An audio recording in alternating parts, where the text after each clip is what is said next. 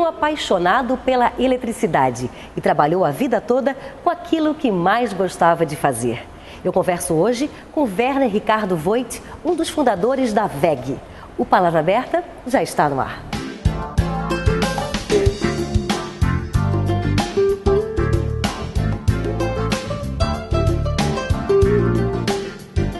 Seu Werner, muito obrigada pela entrevista. Muito bom estar aqui em Jaraguá do Sul, né? A WEG fez 50 anos em 2011, né? Sim. Ela fez setembro de 1911, 50 anos. Vai fazer agora 51. Eu já estava trabalhando com motor elétrico 15 anos antes. Eu tinha só na cabeça isso. Aí chegou no momento aí que eu já estava começando a fabricar certas coisas. Quando o meu amigo Egon viu isso que estava fabricando, fomos conversar de fazer motor elétrico. E eu precisava de um ferramenteiro.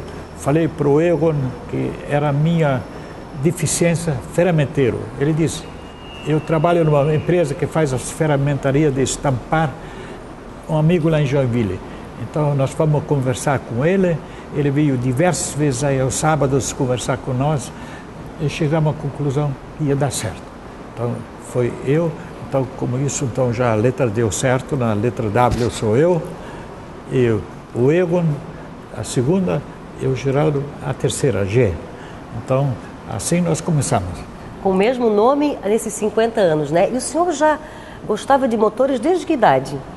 Eu já... Quando conheci motor elétrico, mas elétrica e eletrônica, eu gostava de... Eu tinha isso na cabeça, que um dia ia trabalhar nisso. Não tinha... Alguém me ia tirar da cabeça isso. Então, era aquela criança apaixonada por elétrica? Sim, só elétrica. Tudo que tinha elétrica, eletrônica, comecei a ler. E depois, quando eu tinha 15 anos de idade, eu fui procurar onde trabalhar com elétrica, eletrônica. E antes disso, na infância, então o senhor lia ali em livros Sim, em alemão? Sim, em alemão. Naquela época eu morei 2 anos na casa do meu avô, porque tinha mais... O senhor nasceu em? Reda, um município que é 10 quilômetros daqui. Então fui na casa do meu avô, ele gostava de ler muito, mas então ele tinha a biblioteca e aqueles 2 livros eu tenho aqui no museu. Então, eu consegui pegar dele. Então era uma criança que gostava, tinha prazer em ler sobre elétrica, é isso? E foi indo daí, foi estudar exatamente com quantos anos o senhor foi se aperfeiçoando, na época que morou em Joinville, daí? Quando comecei, meu pai tinha uma serraria, ele disse, quando tu fica maior, tu vai trabalhar comigo. Eu digo, não, eu quero elétrica. E quando eu tinha 15 anos, eu consegui que ele me liberou e fui para Joinville estudar elétrica, eletrônica e trabalhar também nisso. E foi uma vida com muito trabalho, né? O senhor trabalha até hoje? Sim, hoje eu tenho 81 anos. O senhor tem até uma cópia aqui, um xerox da sua primeira carteira de trabalho, né? Isso foi com 18 anos? Como é que foi? Aqui eu tenho... O senhor tinha 18? 19 anos. Aqui. Então aqui, naquela época se chamava Empresul, Empresa Sul Brasileira de Eletricidade, Joinville, e daí eu era enrolador de motor. Como fosse a Celesc hoje? Hoje Celesc. A sua função era enrolador, né? Era enrolador, tá aqui. Hoje se chama bobinagem, naquela época se chamava enrolamento, que todo motor tem aqueles parte elétrica lá dentro. Interessante o nome, né? Mas o senhor, quando o senhor estava com seus sócios, assim, com o Egon, com o Geraldo, passou pela cabeça que um dia a coisa fosse ficar realmente desse tamanho? Não, lógico que não. Mas a gente pensou assim, um dia ter 100 empregados. Só que hoje nós chega a 26 mil. 26 mil. No entanto, também temos não só uma pequena fábrica, que quando começamos aqui nesse lugar, onde é museu, e quando aquilo não deu mais, nós começamos a comprar um terreno de 40 por 40. Aí, já pensando que a coisa já estava crescendo. Eu pensei que um terreno de 40 por 40 daria para até nossos filhos um dia trabalhar. tão grande que era o terreno. Mas aquilo foi expandindo logo e mais e mais. Hoje nós temos 25 fábricas pelo mundo todo, a metade fora do Brasil e a metade dentro do Brasil. Então, temos desde China, Índia, Portugal, México, Estados Unidos, Argentina, todo lugar temos. E além de fábrica de motores, tem fábrica de quê mais? Isso nós hoje fazemos muita coisa. Temos eletrônica toda, né? Que existe eletrônica, microeletrônica, nós temos muita gente trabalhando nisso. E temos só fora disso uma fábrica de turbina que trabalha, que é lá em Joaçaba, para nós, quando alguém fizer uma usina elétrica, nós fornecemos a turbina, fornecemos o gerador e o transformador. Então temos tudo que precisa lá no meio, o comando, essas coisas, tudo temos a parte eletrônica. Então o camarada só faz a barragem, o resto nós fazemos. Então, isso assim. O senhor estava me falando que trabalha até hoje, né? Chega na empresa cedinho, 7h pouco da manhã, 1 horinha para o almoço, volta a trabalhar e trabalha com muito prazer ainda, né? Lógico, eu trabalho ainda, consigo ainda ajudar bastante nossos 1.200 engenheiros que nós temos aqui. Então eu consigo ajudar muito eles, pela experiência que a gente tem, né? Depois de tantos anos de trabalho. Com certeza. Né? O senhor gosta de viajar? Já viajei muito, já fui umas 40 vezes para a Europa, já fui aos Estados Unidos, foi tudo. Hoje em dia não, hoje em dia a gente tem a comunicação muito mais fácil via computador. Você pode falar com o japonês, senta na frente da câmera aqui e ele lá, você consegue falar com ele. Então não é mais necessário de viajar tanto assim. Não precisa viajar tanto. E o senhor gosta de computador?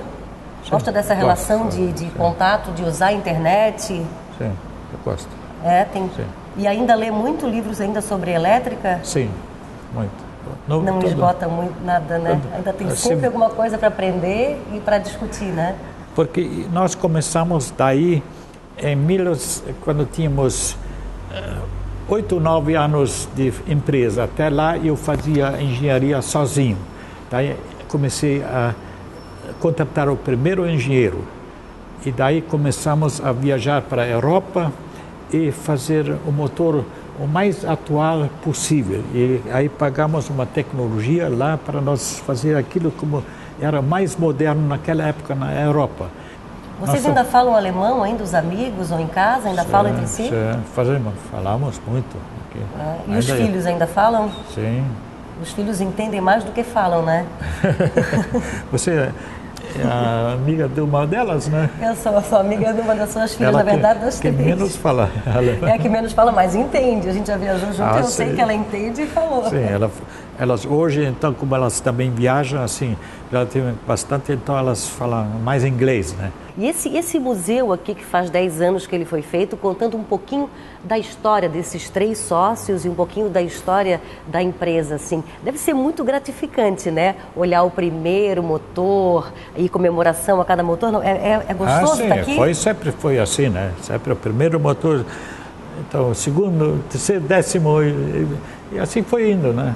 Daqui a pouco fazia já 1.000 motores por dia e hoje fazemos 50.000. E hoje, o senhor tem ideia quantos motores são produzidos, quantos motores já existem hoje feitos pela WEG? Não sei, muitos milhões. Muitos milhões, né? É isso aí. Então vamos dar uma caminhada aqui pelo museu para conhecer alguns motores, o senhor explicar um pouquinho para mim, pode ser? Porque eu não entendo nada. Não, mas aqui não dá para mostrar muito, não. Tem que ir na fábrica, né? Tem que ir na fábrica? Tem que ir na fábrica, senão aqui não. Aqui tem tudo tranqueira velha, né? Museu, né? Mas pelo menos ver o primeiro motor, né? E aquele motor. Sim, isso tem por aí, nem sei onde que está parado, mas então, está por vamos aqui. lá? O senhor mostra para mim?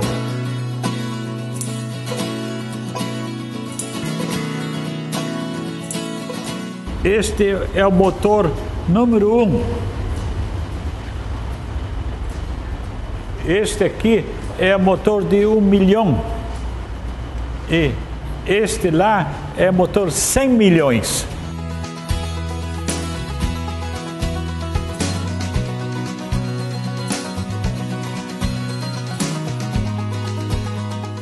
Esse motor é para trabalho rural.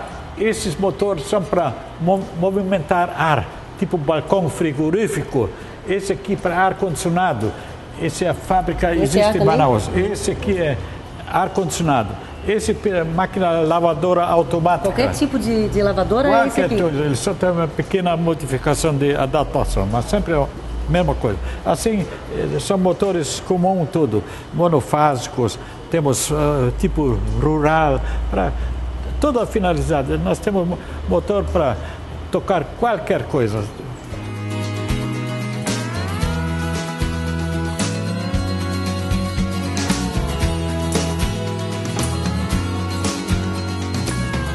Seu Werner, e aqui, essa caminhonete aqui?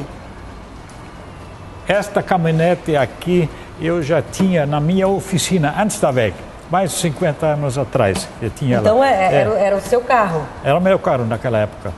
Lógico, ele está tudo original, ele anda querendo, eu trouxe ele andando aqui para dentro, botei aqui. E o senhor conseguiu recuperar? Como é que foi? Sim, fiz uma recuperação antes para ilustrar um pouco aqui. Mas ela tinha sido vendida e o senhor... tinha vendida e eu recuperei, comprei de volta para quem eu vendi. E qual é a sensação, né, de conseguir o carro de novo, o carro que comprou em 1950? Sim. Hoje a gente anda com carros modernos, não dá mais para andar com um carro desse. Quantos anos o senhor utilizou esse carro, assim? Só para trabalho ou era o seu veículo próprio? Esse tinha... Depois, quando comecei a WEG, eu levei ele para a WEG. E ele fez muito serviço para a WEG depois também. Ele tem uma fotografia na frente aqui da WEG, onde que nós começamos.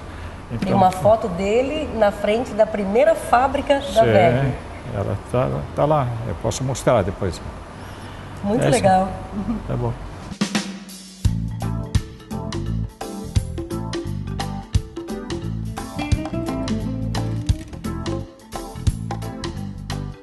Tudo bom, Caio? Tudo bom. O Caio é chefe do Museu da WEG, né? E o Museu da WEG está há 9 anos, ele está localizado no espaço que foi a primeira fábrica da WEG, é isso? É bem isso. Aqui nesse prédio, a história da WEG começou quando os 3 fundadores se uniram para produzir motores elétricos. E aí, em 2001, nós compramos o prédio novamente, o prédio era alugado na época da fundação da WEG, e começamos a jornada de construir o museu, que foi inaugurado em 2003. E além de museu, ele é um espaço cultural? Sim, ele se transformou num espaço cultural da cidade, de toda a região. Então aqui no Museu WEG nós produzimos música ao vivo uma vez por mês, temos lançamentos de livros, temos festivais de cinema, exposições de arte, de foto. Então isso torna o museu um espaço vivo.